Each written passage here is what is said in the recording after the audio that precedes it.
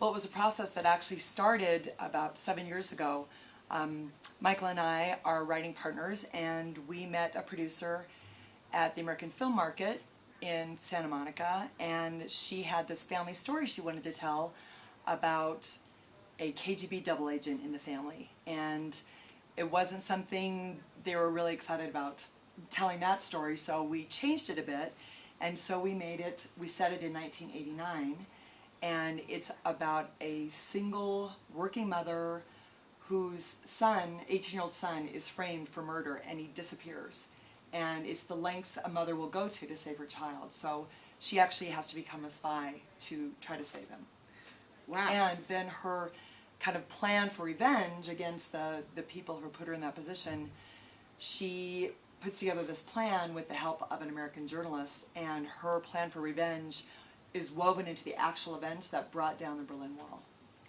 That's really, I mean, it's always the smallest stories that have a huge impact. Like when they say it's one person that can make a big difference, it really is. Well, and it was actually started, I mean, there's a lot of different factors that go into it. A lot of Americans think that it was Reagan saying, Gorbachev, tear down that wall. But that actually was 2 years before the event. It was actually brought about by a lot of very brave East Germans and other people working behind the lines. Especially, there were 2 journalists that smuggled videotapes out across the border. And when East German citizens saw that, it emboldened them because they were doing these peaceful demonstrations that grew exponentially. A couple months before the wall fell, it went from a few hundred to thousands to, right before the wall fell, 1 million peaceful demonstrators marched in East Berlin. And that's what really contributed to the wall falling. See, and these are the stories that we don't know. Right. And this is probably why Slamdance and also a lot of other contests have really gravitated toward this story. Please tell us what else the fall has won. Yeah, well, we have gotten a lot of good responses, I think, because we really tried to tell the story from the perspective of that universal struggle of a parent and to go to any lengths to save their child.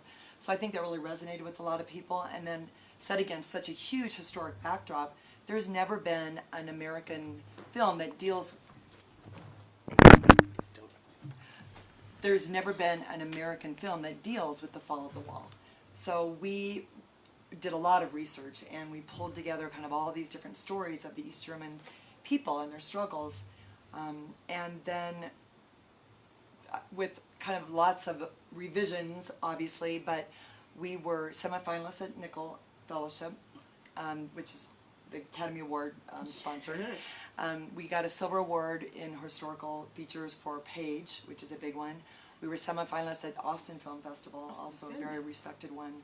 So we're very happy with the response, and we're, along with Stephanie Bell and then Michael Lopoma and I, formed a production company, Hatline Productions, because we want to make this an independent film so we could be very true to history. And the other thing that people don't realize is the Berlin Wall finally fell because of a communication error.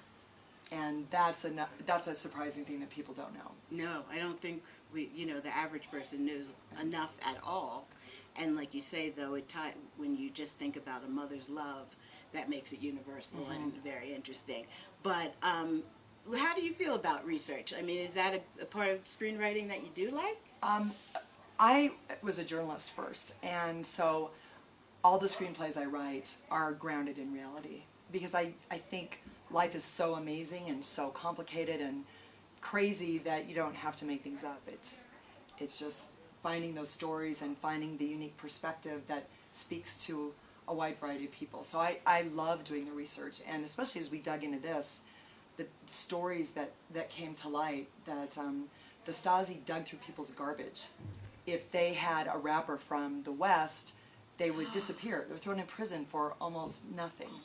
And by the time the wall fell, the Stasi had very, very detailed records of over a third of the East German citizens. And a lot of those records could be seen at Checkpoint Charlie Museum in Berlin.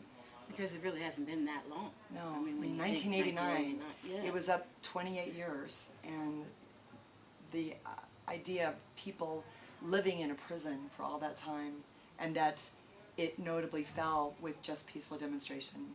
Wasn't bloodshed on the part of the demonstrators at all. Well, Tamara, I just want to thank you so much for having this interview with us, because I just think it's incredible when I get to meet somebody that's starting out in another level of their career. Yeah. And so that's exciting, and I really wish you and Michael really a lot of success with both Hatline Productions and with The Fall and with everything else that's coming your way. And I hope we stay in touch. Absolutely. Thanks so much. Look for The Fall coming near you, hopefully in the next couple years.